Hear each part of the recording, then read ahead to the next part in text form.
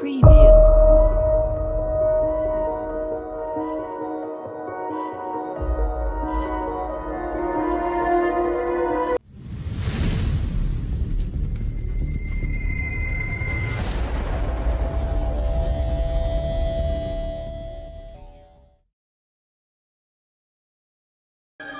There isn't an official reply.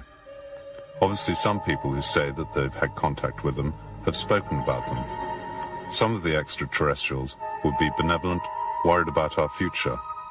Others would take organic substances from kidnapped terrestrials, a worrying fact. But is the UFO phenomenon new? Not according to numerous experts. The Vedic, Sumerian, Egyptian, Maya, and Aztec texts would talk diffusely about visitors from the stars. And even the circles in the cornfields, revealed in many countries over the last few years, would connect the ancient traditions with messages from faraway civilizations in space. The UFO subject matter is covered by state secrets. What can be hidden behind the curtain of official silence? And why the secret? It is the theme of this last program. We are entering a hypothetical field, certainly, but with many pertinent questions. We base ourselves, above all, on American materials. What is hidden behind the top secret? Let's start with the official documents. In 1947, General Twining prepared this document for the Pentagon, in which he says that the UFO phenomenon is real, that the objects have the capacity for extraordinary flights, that they're metal, and that they carry out elusive maneuvers, which makes one think of an intelligent guide. Their technology and origins are unknown.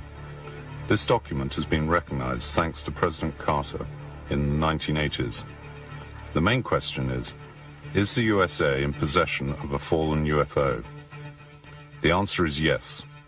On the basis of this document, written in 1947 by Edgar Hoover, then chief of the FBI, you can read, "The FBI must have access to the recovered UFOs."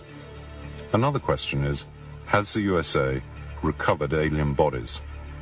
On this 1950 memo from an FBI agent to his boss, Hoover, you can read that the military aviation is in possession of 3 small humanoids. This was confirmed in 1983 by Professor Sarbacher, a real witness. He writes, "The material of construction of the UFO was light and resistant.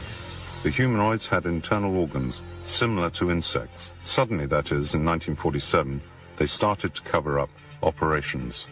The effective study continued through a secret group called the Majestic 12. In this document, handed over by an anonymous person, you can read about a UFO which fell from the sky at Roswell with dead aliens on board. But everything has always been officially denied. However, in this 1950 document, the Canadian engineer Smith tells his government that in the USA a secret group led by a Professor Bush has been assigned to study UFOs. That is Majestic 12. We are traveling in the direction of Roswell, New Mexico, where in the distant past of 1947, flying saucers would have fallen and alien bodies recovered. It seems like a science fiction film. Here something unique would have happened. Something absolutely extraordinary. We've tried to reconstruct the facts.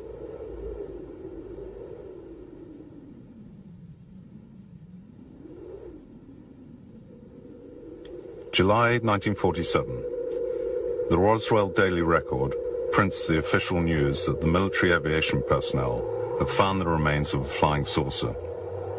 The scoop went all the way around the world. A UFO has fallen from the sky, not far from the Roswell military base. The remains of the UFO, found by the farmer Brazel, have been handed over to the military base. But the next day, General Ramey, in a press conference, declared that those remains were simply those of a sounding balloon. The press published the official denial.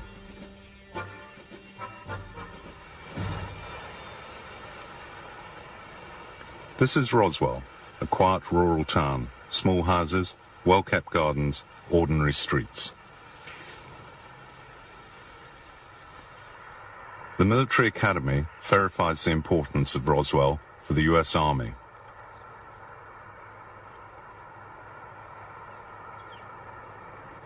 In the 1940s and 50s, Roswell was the base for the atomic bombers who dropped the bombs on Nagasaki and Hiroshima in Japan. What happened near Roswell? Was it a sounding balloon or a UFO? No, it certainly was not a mogul balloon that was picked up in Roswell in 1947. I've been investigating flying saucers since 1958, and I was the original investigator on the Roswell story starting in 1978. I've talked to many dozens of people who were involved in one way or another. I was the first to talk to Major Marcel. Major Jesse Marcel. At a radio station, a journalist said to Friedman, "The man you ought to talk to is Jesse Marcel." I say, "Who's he?" And I didn't know. He says, "Well, he handled pieces of one of those saucers you're interested in when he was in the military." That got my attention, as you can imagine. And I called Jesse the next day. The reporter showed up. He was listed in the phone book. I talked to him. He told me the story. Jesse Marcel spoke about it bravely. It was a very dangerous subject. The military people in particular were very strongly intimidated by the government. Some of the community people were as well. The sheriff's granddaughter talks about her grandmother telling her that the military told him, "If you ever talk about what you saw, we will kill you and we will kill your family." And the granddaughter's horrified to hear this. "Did you believe them?" And the grandmother quietly said, "I was there. Yes, I believe them." Friedman has found 200 other witnesses besides. This is the center of Roswell. Some veterans of the old military base have created a small museum to record the extraordinary episode of 1947. Walter Haut was then the chief press officer of the base. The only thing wrong with that whole story, in talking with Major Marcel, he made a statement to me on several occasions that the material that I took into General Ramey's office is not what was shown to the press. That was a weather balloon that he had there. That's not what he had taken into the office. And there was not much I could do. The general said, "You're going to say that that is what you picked up and brought in to me." And I said, "It wasn't. Different material." He felt that it was something extraterrestrial, materials that were a little bit different than anything we have or had in our possession at that time. What we now have is aluminum foil. It was about that consistency. It was a shiny silver metal that you crumbled it up in your hand, and when you released it, it would go back to its original form.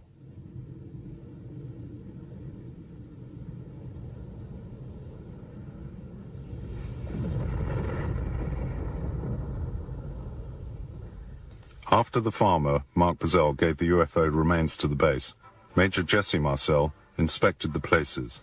He gathered himself pieces of strange material, went home and showed them to his wife and son, who were then 12, and he remembers. And there's a lot of pieces of metal and looked like black plastic, sort of like bakelite. There was a lot of foil-like material, like aluminum foil, except it wasn't quite aluminum. At least it certainly didn't look like that to me. It was not highly reflective, but it was just pieces of what looked like aluminum foil, kind of a dull aluminum color. Then there were pieces of I-beam materials that had writing or symbols. The symbols that I saw looked like geometric forms, like circles, triangles, squares, various different geometric shapes. And years later, I talked to my dad about this to see if his recollection was about the same, which it was. We compared notes as to the color, the size, and the general appearance of the symbols. The character of the debris, certainly the symbols that were written across this I-beam, did not look like it was something that came from our own civilization. He was always very certain about that. He never had any doubts in his mind where this came from or where it didn't come from. It did not come from planet Earth, but it came from someplace else. We examined this material for about 15 or 20 minutes in our house there in Roswell. I helped him put it back in the box and load it back in the car, and then he flew the material to Fort Worth Air Base at Carswell. And when he came back the next day, or maybe the day later, I'm not sure exactly the timing here, he told us, to my mother and myself, don't talk about this. This is a non-event, didn't happen. Don't even talk about this with your friends, which I did not. The recovered material was taken from Roswell to the military base of Fort Worth and handed over to General Ramey, who declared that it was the remains of a sounding balloon.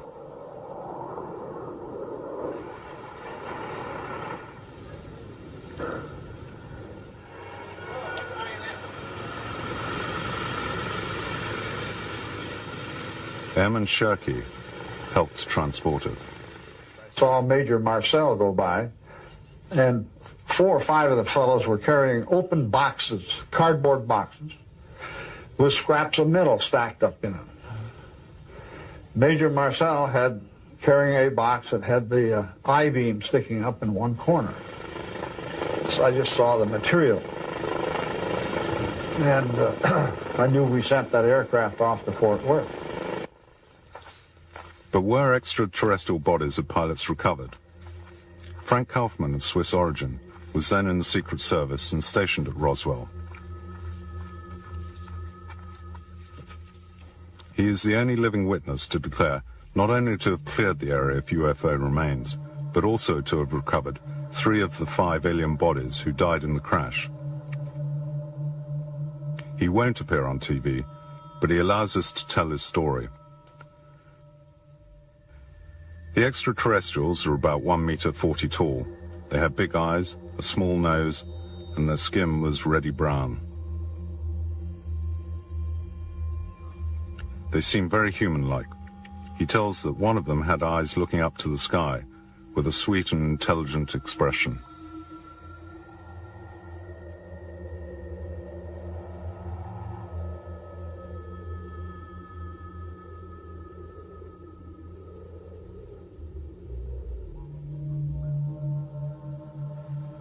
The UFO, says Kaufman, possibly crashed because of radar interference. Every trace of the incident has been wiped out when, between 1947 and 48, the military aviation was disassociated from the army. Everything is secret. But now that so much time has passed, he feels the need to talk about it. The extraterrestrials had come down, Kaufman tells us, to see what humankind was doing with the atomic bomb. He says that the Earth is still in danger of nuclear collapse. At that time, Glenn Dennis, who was employed as an undertaker, was asked by the base to provide coffins and ice for children. At the base, Dennis saw the remains of the UFO and met a nurse, an acquaintance of his, at the door of the local doctor's surgery.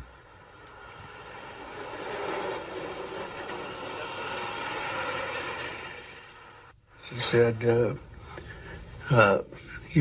get out of here as fast as you can, because you're in a lot of trouble. You will be in a lot of trouble. But then she went on across, and in the meantime, she was having difficult breathing.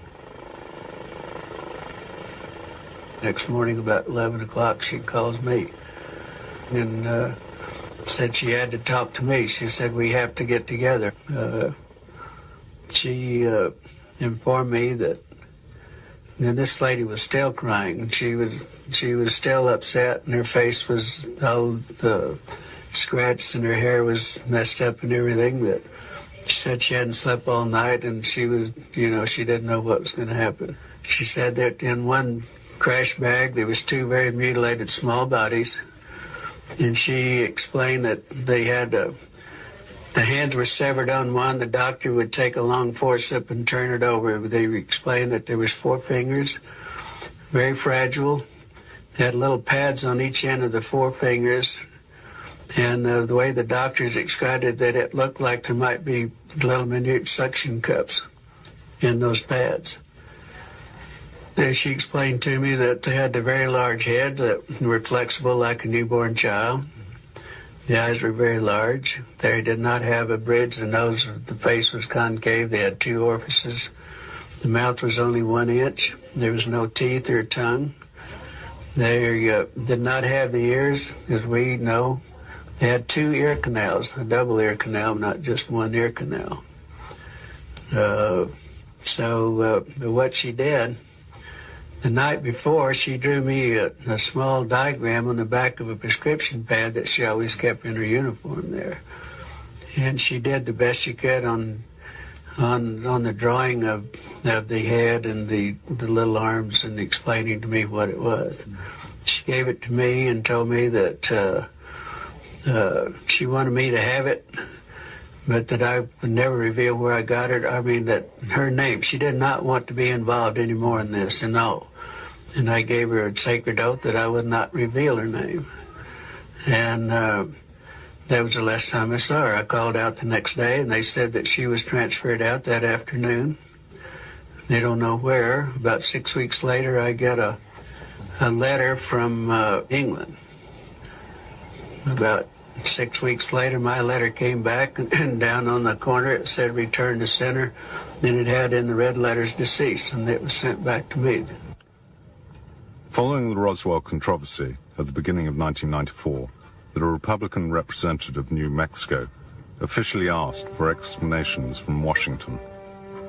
In September 1994, the reply was given with this document, which confirmed the theory of the sounding balloon, specifying that it had been used to reveal eventual atomic explosions in the ex-Soviet Union. But the document was full of gaps. Besides, all the documents from that distant summer in 1947 have disappeared. Is this just one instance? And this is one of the so many official documents on UFOs released on the basis of the Freedom of Information Law brought in by President Carter in the 80s. Censorship, as you can see, has had a heavy hand. What do they want to hide? It's certain this is biased information, full of gaps, lends itself towards disinformation, speculation.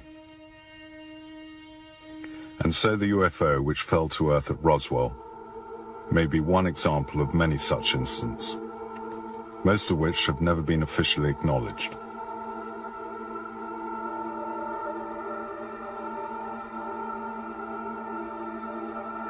And this photo of an alien taken in Hong Kong and circulated as true is that of a dummy that even we filmed at the Roswell Museum. And recently the news of the filming of an autopsy of an alien has gone round the world, taken in 1947 by a military operator. It is the film Santilli, taken from the name of its discoverer. A controversy arose from time to time over this theme, and which has become also very bitter. But is there proof for or against the authenticity of the material? Michael Hessman, a well-known expert, has researched this theme. And so I started a very careful investigation, and today I can say that we discovered a lot of indications that the film very well might be the real thing, but we did not find any indication or any evidence of a fake, of a hoax yet. In the film sequence, you would see even President Truman next to the remains of the UFO and the alien bodies, obviously a state secret. If he has the footage of President Truman, then I believe that would be dangerous for him. And I believe that's what's happened. I believe somebody has said, yes, by all means, go ahead with what you've got. But if you show President Truman on film, you're going to be planted in the desert. But this is just your feeling, or...? It's a little bit more than a feeling, but there's something going down. He was visited by 2 agents at one time, and I believe at that meeting something was said, and then it changed everything. It was President Truman himself who created the secret Majestic 12, on which we've already talked about, who prepared the document in which you can read in detail the facts about Roswell. Another document, still by Majestic 12, explains how to recover and deal with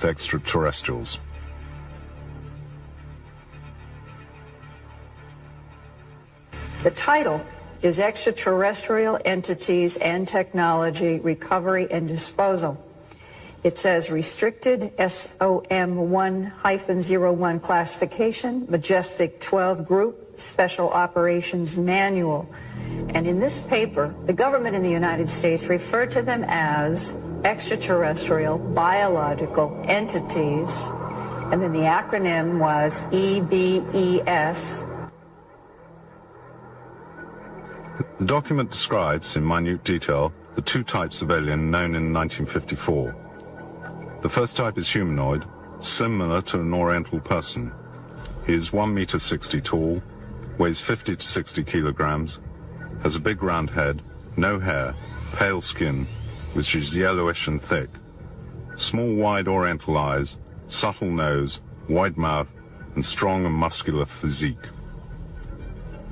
The second type is more humanoid, 1.20 meters tall, 30 kilograms in weight, very big black eyes without eyelashes, no nostrils, 2 nasal apertures, small mouths, pale blue-grey skin.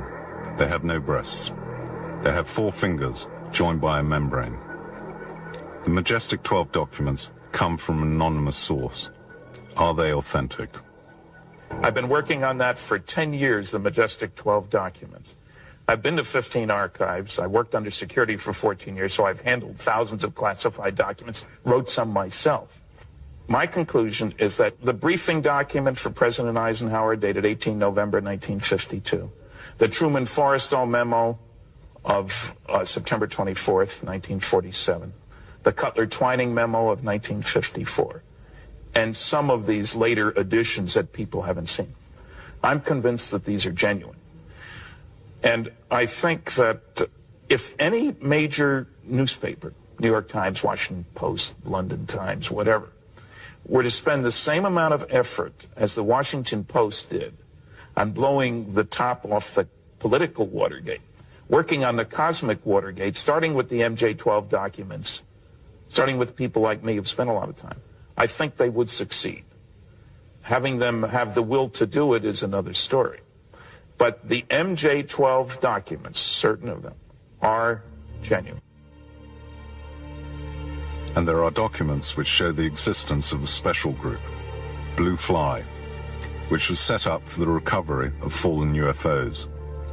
It seems like it intervened in Mexico, South Africa, Australia, and elsewhere. What number would they got up to today? 68 fallen UFOs?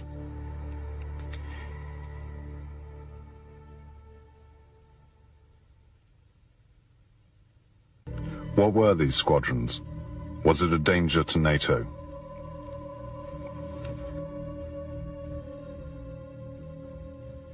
They also determined, and this was the primary reason for the study, they determined that there was no military threat involved because the completely, repeatedly demonstrated level of technology that they had was so far beyond anything we had that if they were malevolent or hostile, it would have been over a long time ago. We and the Soviets, both of us knew that the UFOs were real. And both sides thought that if we could ever get a handle, get a hold of the propulsion system, the visitors were using extremely sophisticated anti-gravity electromagnetic propulsion. When I left the military, we knew of 4 different groups. And out of those 4, one group looked exactly like we do. I mean exactly. So much so that they could sit next to you in an airplane or a restaurant or in a theater, and you would never know. I do believe that at least some of the groups, I have to bear in mind there are different groups with different agendas, but some of them apparently do very deeply care that the human species survives and that they have been trying to assist, they've been trying to help us, they have recognized that we have reached this incredibly delicate level of high technology, and I believe that our visitors, our family, are trying to assist us as you would a younger brother or a son, to make that transition, to grow up and mature.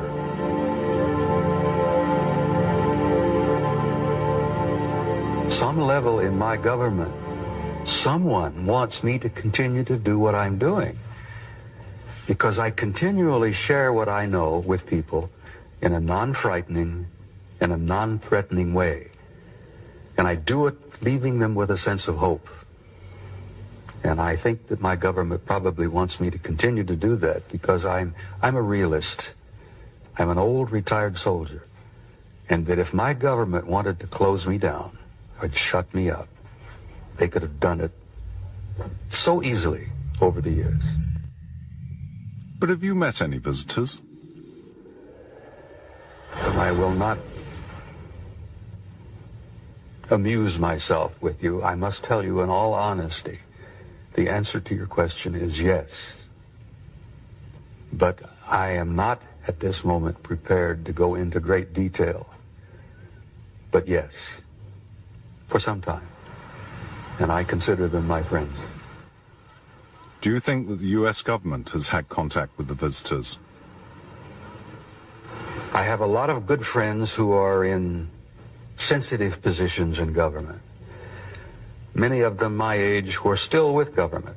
Most of my old friends have retired now, but some still work at Langley, at Fort Meade, in different parts of the government. And they say that the evidence is pretty clear that we do have, and we have had for some years, some kind of close interrelationship with at least one, and possibly two, different groups from out there. And the evidence that I have seen is evidence that I trust, and I tend to believe it. I tend to accept that. I've had too many sources from different directions that have provided me information, which I've accepted as pretty real. We have news that President Eisenhower in 1954 had a meeting with extraterrestrial visitors in the military base of Edward, not far from Los Angeles. He, the president, mentioned it in this letter in 1954. The CBS journalist, Gerald Light, was present at the episode in a private capacity. He writes, "A group of UFOs came down to the base and showed extraordinary capacity to fly, appearing and disappearing in front of dozens of confused scientists."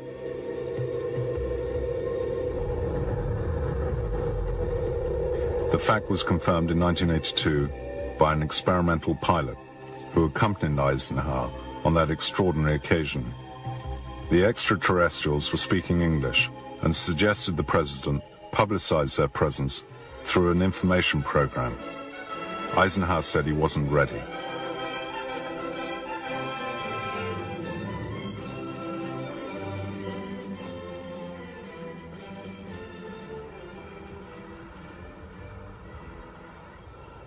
These things are highly improbable without any clear evidence. They took place far from prying eyes, inside military bases, in desolate areas like this.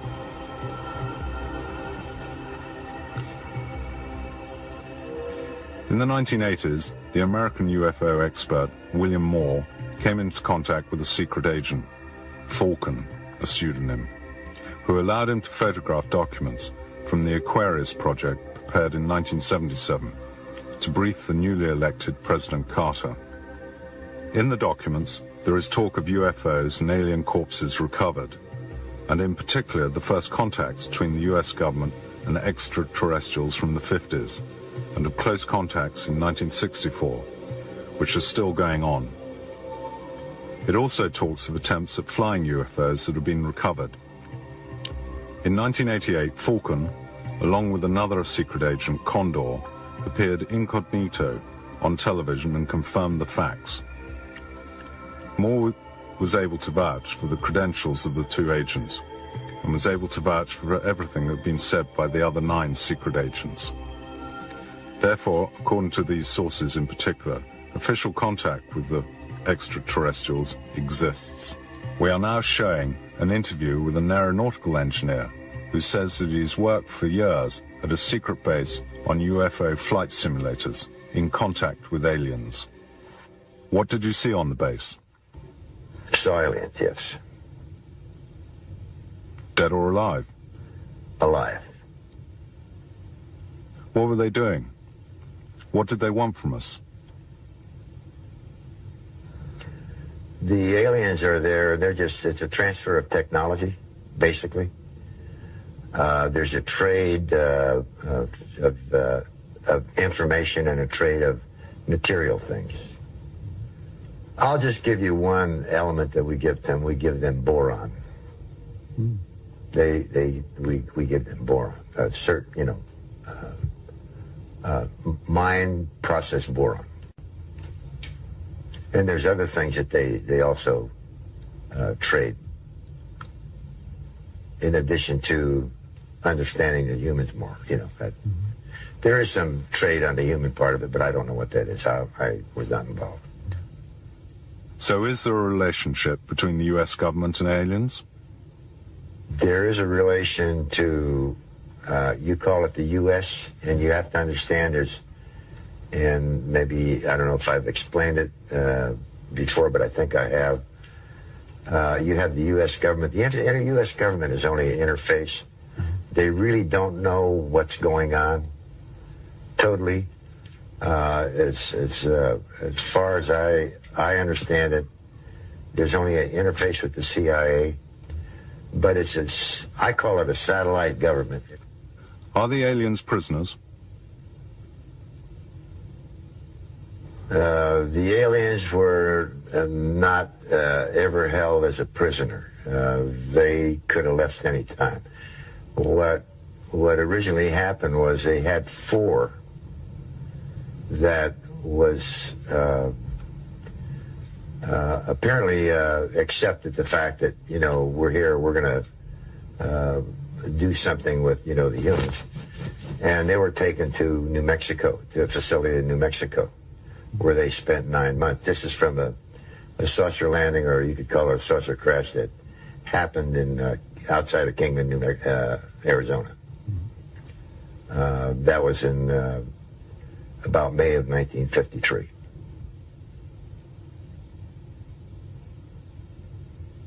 They're in several different places in the States and elsewhere.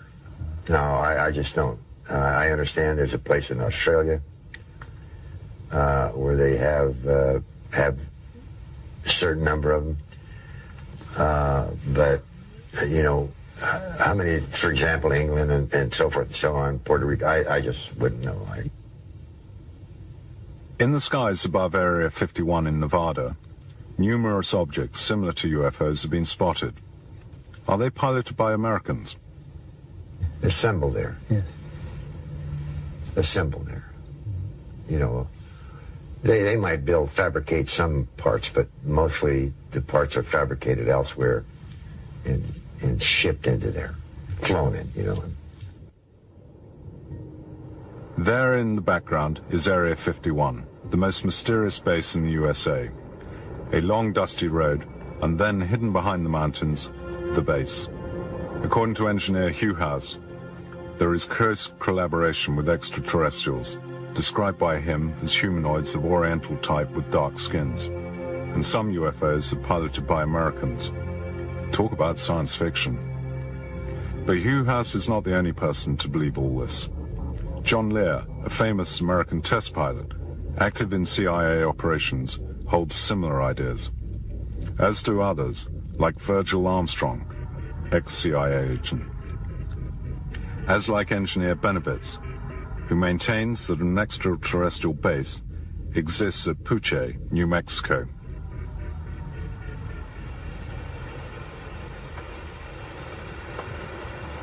We are approaching the perimeter of the base.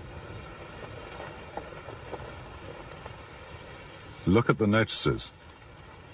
To go beyond them signifies danger. A van is watching us.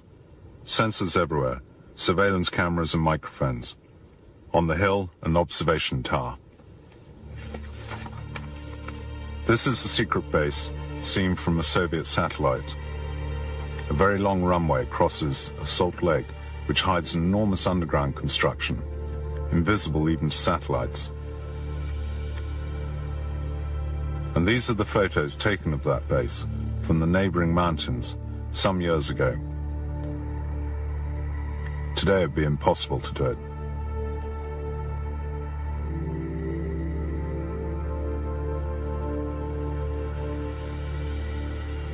The stealth bomber, the invisible aircraft, was tested at Area 51, as was the Aurora prototype. They seemed to have used alien technology. But also taking off from the base would be UFOs in the classic flying saucer shape. An eyewitness to this is Bob Lazar, an engineer of some time at the base, where his job was to study the propulsion system, a scientific engine. The technology used is anti-gravitational and electromagnetic. These are the plans of the saucer studied by Bob Lazar. It was George Knapp, a famous reporter and researcher from Las Vegas, who discovered Lazar a few years ago. Is it a credible story? Since I've been researching this topic, I've found more than 24 other people who've worked at this base in the 50s, 60s, 70s, and 80s who have given bits and pieces of the same story, all telling me that they've seen these disc-shaped craft out there, some who suggest that they've seen indications that it's of alien origin. They admit that we've probably built our own discs, but that some of these things came from somewhere else. I believe the story. Before leaving the area, an obligatory visit to a nearby hostelry, well known to ufologists, the Alien Inn. Thousands of curious people have come here in search of extraordinary sightings. A tourist tells us. 2 weeks ago, I was coming home from Las Vegas. I was coming down in the other valley, and south of the black mailbox, about 4 miles, I seen an object, flying saucer. It was shaped like a cigar, only flatter. If you know what a hay truck is, it was about two hay trucks long and probably a hay truck and a half high. It was 3 to 4 miles away, and it had lights all over it. It was the color of a dull gray. It was 9:42 in the evening, and there was 2 guard trucks came to us, and they tried to get us to give us our names and addresses and telephone numbers, and we all refused and drove off. And it was there from, I'd say it was in view for at least 5 minutes. And it was jumping up and down like it was having a hard time taking off. And it did this maybe 2 to 3 times, bouncing up and down, and then all of a sudden it just went shh, and it was gone.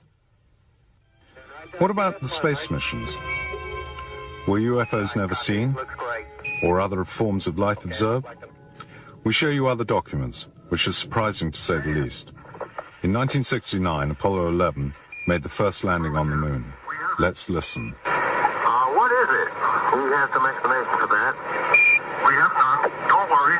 Continue your program. Oh boy, it's really something that was fantastic here. You couldn't ever imagine this. Roger, we know about that. Could you go the other way? Go back the other way. Well, this guy ridge, pretty spectacular. God, what is that there? That's Apollo. What the hell is that? Go Tango. Tango. There's kind of light there now. Roger, we got it. We've marked it. Lose communication. Bravo Tango. Bravo Tango. Select Jezebel. Jezebel. Yeah. But this is unbelievable. We're calling off Bravo Tango. Bravo Tango. And these are extraordinary photos of UFOs taken by US missions on the moon.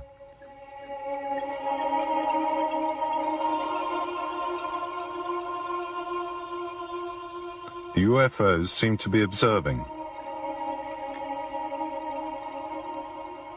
A UFO lit up to the left, high up.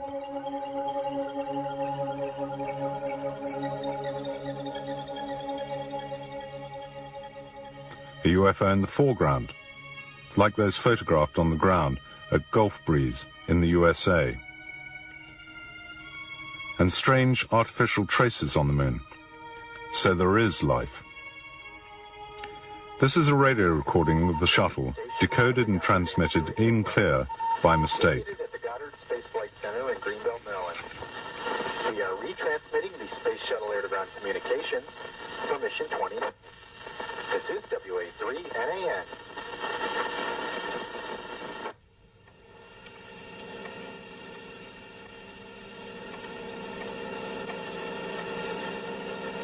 Houston, this is Discovery. We still have the alien spacecraft under observance.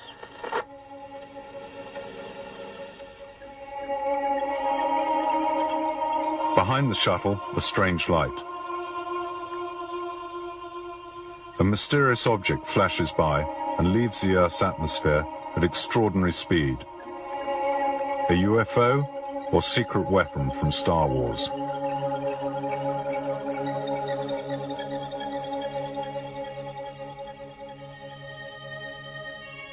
And again, other strange and very rapid objects seen from the shuttle. They are not drops of water or ice which have detached themselves from the shuttle.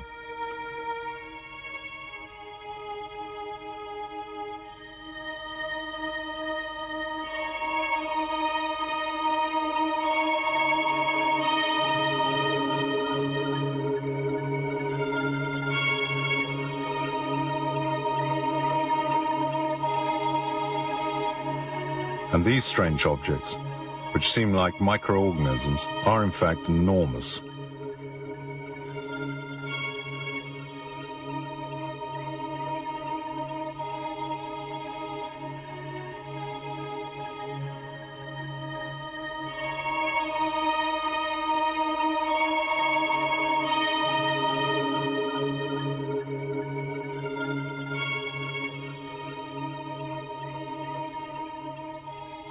Gordon Cooper, an American astronaut, is, like all his colleagues, bound to secrecy.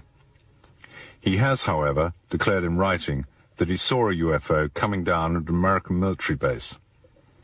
For Cooper, it was certainly of extraterrestrial origin. But the Soviet astronaut, Karavinal, speaks of an observation he made during a space mission. It's an object, perhaps, of organic matter. Talk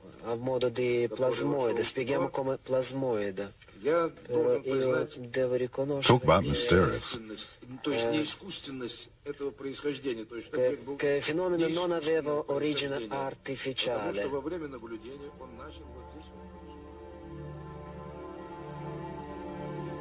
But there's more. Numerous US and Soviet expeditions have explored the red planet, Mars.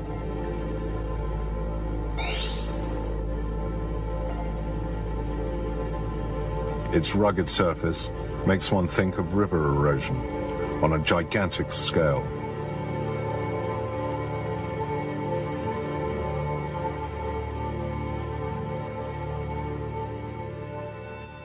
According to the US expert Richard Hoagland, NASA has taken numerous extraordinary photos but has never published them. Photos of an enormous face and of 3 pyramids. Is this evidence of the past?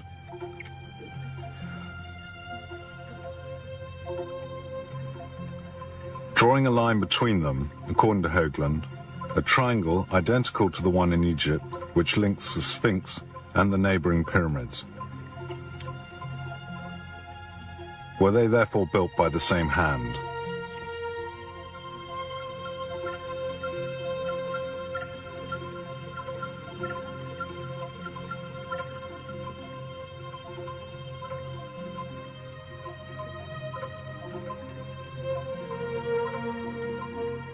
But couldn't these photos be the result of computer enhancement? No, for many specialists they are genuine. It should be noted that all the subsequent expeditions to Mars ended in disaster. The Soviet probe Phobos, called after the moon of Mars, which seems to have a strangely empty interior, transmitted to Earth these images of a strange cigar before unexpectedly going silent forever. Was it hit or destroyed? These are the other images taken on Mars. Evidence of past life?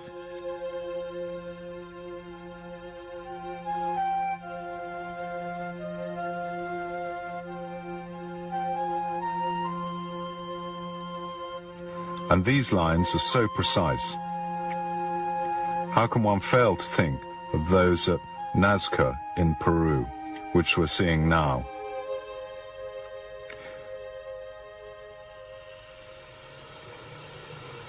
But why the secrecy up until now? At the beginning of 1947, it was certainly to avoid a repetition of what happened in 1938, when Orson Welles, during a radio play, announced, "The Martians have landed." Thousands of terrified people fled the cities. Then another motive. It couldn't be admitted that UFOs could violate every defense system. In addition, there was a very strong military interest in extracting from this a technical advantage, whether for the US and our allies or for the Soviet Union. But there was recognition of the problem. The UN Secretary, U Thant, said to the New York Post in 1967 that the most urgent question after Vietnam was that of UFOs.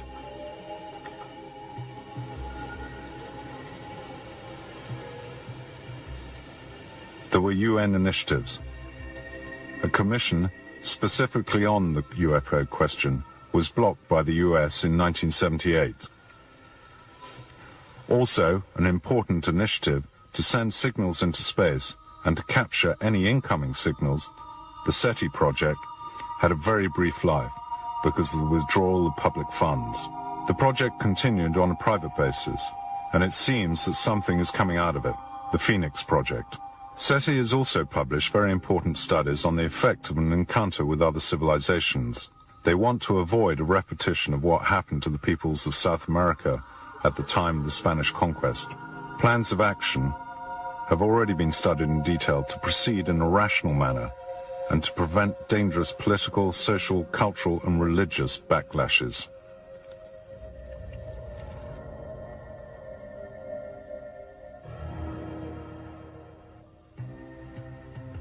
American public opinion has several times asked the White House to tell the truth about UFOs.